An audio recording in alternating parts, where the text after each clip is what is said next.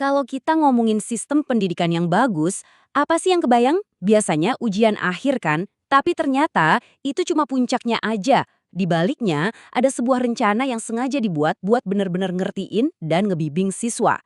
Nah, kali ini kita akan bedah tuntas cetak biru pembelajaran dari SMKN 6 Bandung.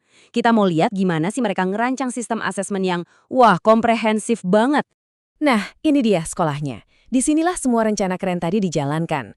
Jadi, SMKN 6 Bandung ini bakal jadi studi kasus kita buat ngeliat gimana sebuah sekolah bisa membangun gambaran yang utuh tentang kemajuan tiap siswanya. Bener-bener dari hari pertama mereka masuk sampai mereka siap terjun ke dunia kerja. Oke, siap? Ini dia peta perjalanan kita buat ngebongkar rencana ini.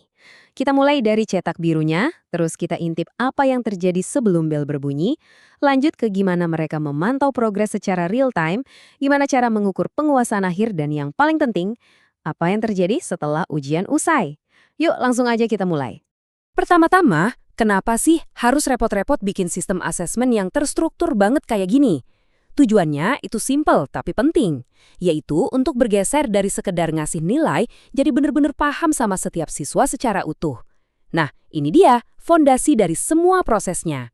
Konsep intinya tuh sederhana, tapi kuat banget. Gampangnya, ini adalah proses buat ngumpulin info soal gimana siswa belajar. Dan kuncinya ada di 3 waktu ini, sebelum, selama, dan sesudah kegiatan belajar. Atau kalau pakai istilahnya pre-KBM, saat KBM, dan pasca KBM. 3 tahap ini yang bakal kita kulik satu-satu.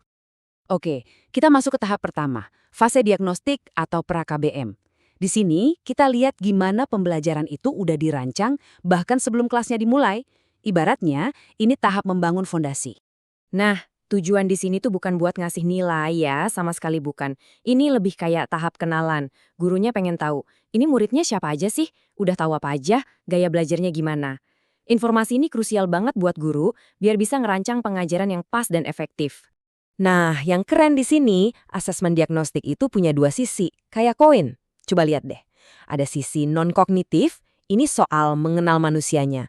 Gimana kondisi psikologisnya, minatnya, gaya belajarnya. Terus ada sisi kognitif, ini lebih ke apa yang udah dia tahu. Jadi ngecek pengetahuan dasar di mata pelajaran. Dua-duanya ini kalau digabung, wah jadi data yang super lengkap buat guru. Oke, guru udah kenal sama murid-muridnya. Terus, pas pelajaran udah jalan, gimana cara mantau progresnya? Nah, disinilah kita masuk ke tahap kedua, fase formatif. Ini yang terjadi pas lagi KBM, alias selama kegiatan belajar mengajar. Poin pentingnya di sini adalah ini bukan ujian yang bikin deg-degan. Anggap aja kayak pit stop dalam balapan. Tujuannya buat check-in secara rutin. Jadi guru bisa dapat feedback cepat buat nyesuaiin cara ngajar dan murid juga jadi tahu, oh bagian ini nih yang aku perlu perbaiki. Dan ini dia siklusnya, keren banget kan? Jadi prosesnya itu muter terus.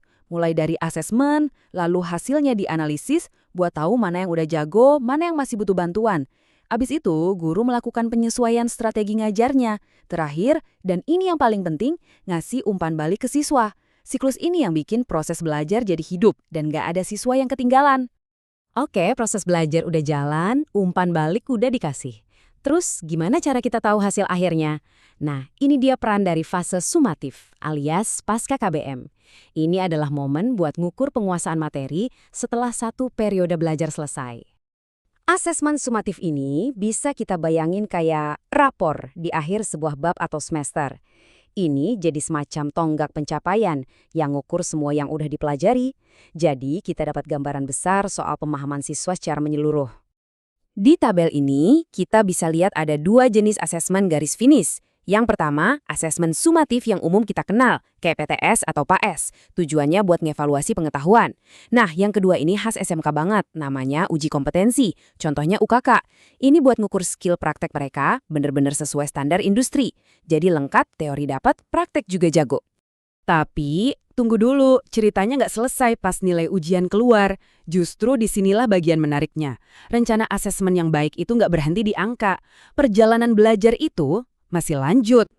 Coba deh pikirin, gimana kalau ada siswa yang nilainya kurang? Atau sebaliknya, ada yang nilainya bagus banget dan ngerasa pelajarannya gampang. Nah, pertanyaan ini jadi kunci buat tahap selanjutnya. Hasil ujian itu bukan akhir, tapi titik awal buat ngasih dukungan yang beda-beda sesuai kebutuhan. Dan inilah solusinya, ada 2 jalur. Buat siswa yang butuh bantuan ekstra ada program remedial. Materinya diulang, dibimbing lagi. Nah, buat yang udah ngelotok materinya, biar nggak bosen, ada program pengayaan. Mereka dikasih tantangan lebih. Pendekatan ini personal banget, jadi setiap siswa dapat perlakuan yang pas buat mereka. Jadi intinya adalah semua data dari asesmen itu dipakai buat bikin perjalanan belajar tiap siswa jadi unik dan personal. Fokusnya bukan lagi yang penting lulus, tapi setiap siswa harus benar-benar paham. Oke, kita rangkum ya. Jadi, asesmen itu bukan satu momen, tapi sebuah proses 3 tahap. Sebelum, selama, dan sesudah. Di awal ada diagnostik buat kenalan. Di tengah ada formatif buat ngebimbing. Dan di akhir ada sumatif buat ngukur. Dan yang paling penting, hasilnya itu dipakai buat ngasih dukungan lanjutan lewat program remedial atau pengayaan. Ini bener-bener siklus yang komplit. Nah, ini jadi bahan renungan buat kita semua.